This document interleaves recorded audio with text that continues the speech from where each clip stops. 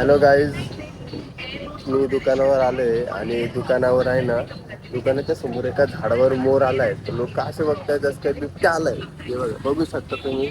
लोक परत थांबू थांबू फोटो काढून बघू राहिले. या इकडे झाडावर मोर आहे, या इथं आहे. हा बाबा बघा का नाकात मोठं काढ. अरे कमी नाकात मोठे थांबून पाहू. अरे मॉडेल माझ. Hello guys, welcome back to my new vlog. तर आज असंच एका रॅन्डम गोष्टीवर हा मी ब्लॉग बनवतोय. तर आज काय झालं, सकाळपासून माझी थोडीफार कामं होती, ती आवरली. नंतर म्हटलं दुकानावर जाऊ. दुकानावर गेलो तर तिथं बघत होतो, म्हणजे सगळे लोक आहे ना, आमच्या दुकानासमोर एक झाड आहे. सगळे लोक त्या झाडावरती बघत होते. म्हटलं भाई काय बघताय असं, म्हणजे काय असं झाडावर की बघताय सगळी, म्हणजे रोडावर येणारे जाणारे लोक बघताय वरती. म्हटलं काय असं.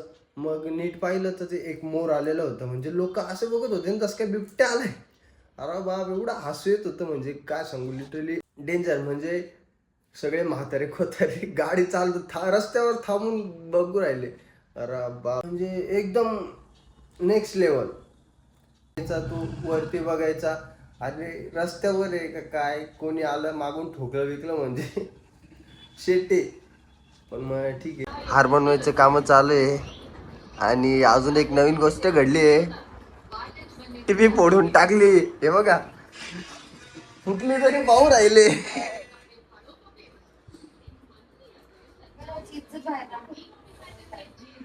अरे घराची इज्जत काय त्याच्यात. हे अजून पप्पा घोरताय, पाहायचं का.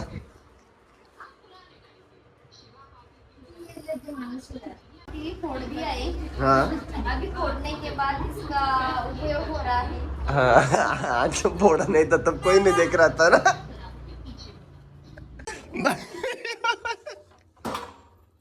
बायकोनी चहा बनवतो सांडवला आहे. हे बघू शकता.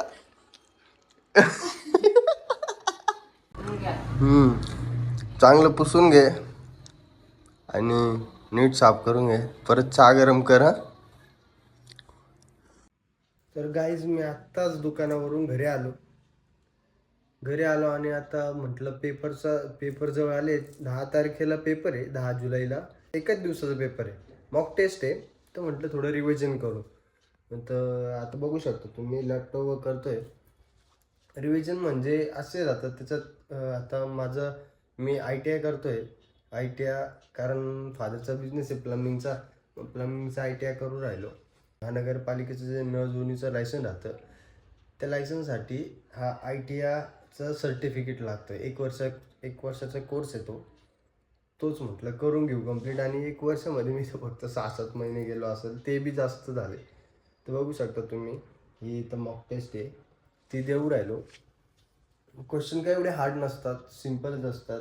आणि आपलं तर ग्रॅज्युएशन झालेलं आहे, त्याच्यात हॉटेल मॅनेजमेंट. घरचे गेले बाहेर, तर म्हटलं 2-4 टेस्ट सोडून बघू. तर सोडवलं चांगलं आहे, एवढं काय अवघड नाही आहे. त्यानंतर मग आता मी जेवायला जाईल, जेवण करेल आणि थोडीशा फॅमिलीसोबत टाईम स्पेंड करेल. ऑर्डर्स तर काही येत नाही आहे अजून, येतील थोड्या वेळाने. जसं म्हणजे कसं असतं, स्विगी झोमॅटोवर ऑर्डर येण्यासाठी आहे ना, पहिले आता जोपर्यंत शॉप्स चालू आहे, म्हणजे आता समजा एखादे 10 वाजेपर्यंत भरपूर शॉप ओपन असतात, म्हणून लोक काय ऑर्डर करत नाही डायरेक्टली मोबाईलवर. म्हणजे मोबाईलवरनं काय ऑर्डर करत नाही, शॉपवर व्हिजिट करतात आणि तिथून ऑर्डर कलेक्ट करतात किंवा तिथेच खातात.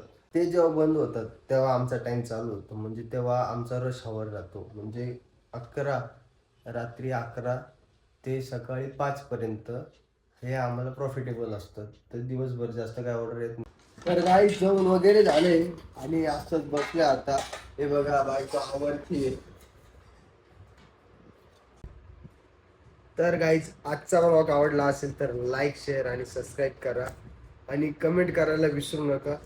मराठी मुलगा काहीतरी करतोय यार, त्याला सपोर्ट केला पाहिजे. आणि जास्तीत जास्त लोकांना शेअर करा. मग भेटू पुढच्या ब्लॉगमध्ये.